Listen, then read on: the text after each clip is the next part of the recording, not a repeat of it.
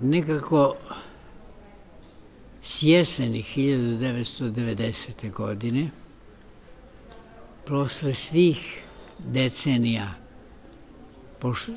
od osnivanja Zmajevih dečijih igara, Umetnički savet je odlučio da uvede još jednu kategoriju stvaralaštva za decu, koje možda ima korena i zbog bliskosti sa Sterinim pozorijem i sa susretima pozorišta Vojvodine, ali dakako i sa festivalom monodrame i pantomime u Zemunu. O ideji se promišljalo i razmišljalo sve do onog trenutka dok nije definitivno donesena odluka da se monodrama za decu uvede kao sastavni deo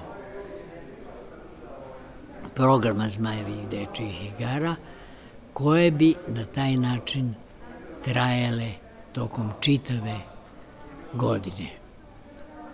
Naime, za razliku od junskih Zmajdana, ovo su festival monodrame, održavao se u decembru,